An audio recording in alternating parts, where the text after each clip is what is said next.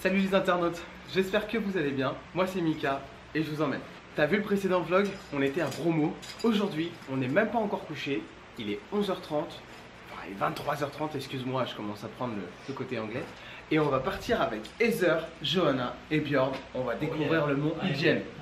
Are you ready guys? Yeah, we are. Yeah, we're ready. It's almost your birthday though. En plus oui, c'est bientôt mon anniversaire puisqu'on est le 28. Mais on va fêter mon anniversaire sur le mont Ugien. Je pense que ça va être pas mal parce que tu sais quoi? Le mont Ugien, on va pouvoir voir des flammes bleues. J'ai hâte de voir ça. Est-ce que toi t'es prêt? Allez c'est parti, on y va.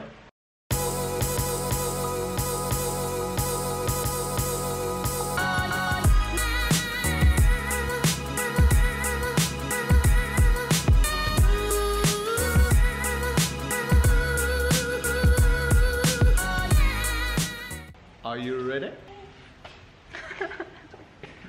Fancy helmets, right?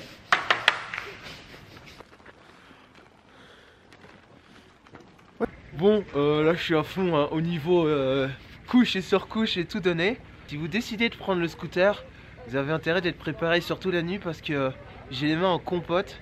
On est arrivé à la porte d'entrée, Kawaii-Jen. L'entrée est à 100 000 en semaine et 150 000 en week-end. Donc si vous préférez économiser un peu d'argent, venez en semaine. C'est marqué, hein, les personnes qui ont de l'asthme, problèmes respiratoires ou trop de tension, c'est mort. Hein. Voilà l'ambiance, une petite lumière juste pour se repérer, enfin ça suffit. Il y a plein de guides qui vont se proposer à l'entrée. Il n'y a pas besoin d'un guide pour une simple route quoi. Peut-être pour la descente du cratère à la limite. Mais je pense qu'on pourra en trouver en haut ou descendre par nos propres moyens sans problème. Je peux t'assurer que ça monte très très fort. Waouh! La pente, elle est ultra raide. Prévoyez des bonnes chaussures aussi de randonnée. Hein.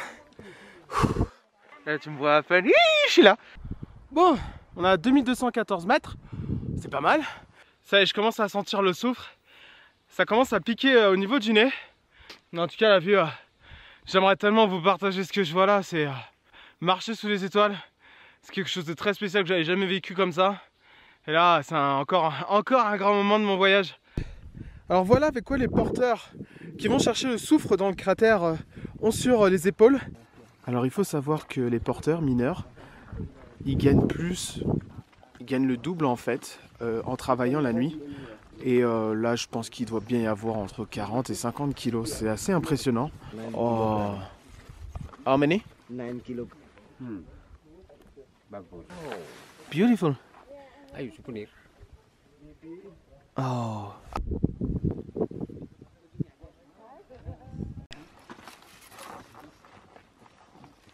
Je suis complètement impressionné de voir ces gars porter ces charges. Bon bah comme je vous disais, hein, voilà, tu vois, il y a pas mal de personnes. On n'est pas tout seul. Tu veux enfin voir les flammes bleues? Regarde. Incroyable. C'est juste magnifique. Les flammes bleues. Voilà, là on est proche de la sortie fumée. J'ai un masque à gaz parce que en fait, le soufre ça pue. C'est assez toxique pour les poumons et la gorge. Et les mecs sont en train de travailler là-dedans. Je n'imagine même pas ce que ça doit faire.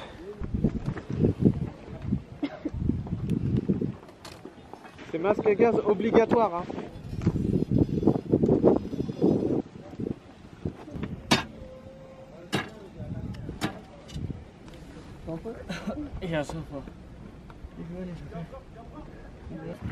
Voilà l'extraction de soufre en fait.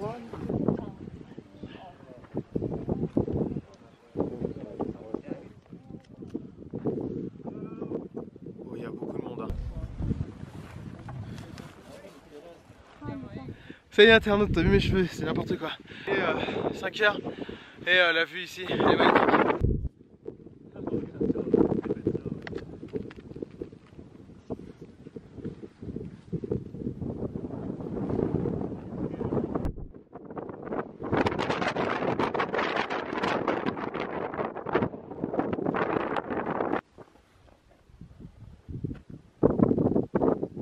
Bon Bon bah voilà, je passe mon anniversaire le 29 août. Je viens d'avoir 29 ans. Et celui-là, je pense que je vais m'en souvenir très longtemps. Voilà, c'est quelque chose quand même. Enfin le vent s'est calmé et il n'y a pas de fumée. Ça a été une visite la nuit. Je te conseille de visiter la nuit. Tu pourras voir ces flammes bleues qui sont juste incroyables. Et puis tu pourras aussi vivre le lever du jour. Si tu viens la nuit, c'est une nuit blanche assurée. Voilà un exemple de courage. Ces mecs là en fait c'est les taxis des montagnes. Ils vont monter jusqu'en haut pour aller en fait récupérer des gens pour les faire descendre. Ils ont des freins intégrés à la descente. Là ils poussent au moins 20 kg. C'est pareil que les autres, c'est vraiment pas facile.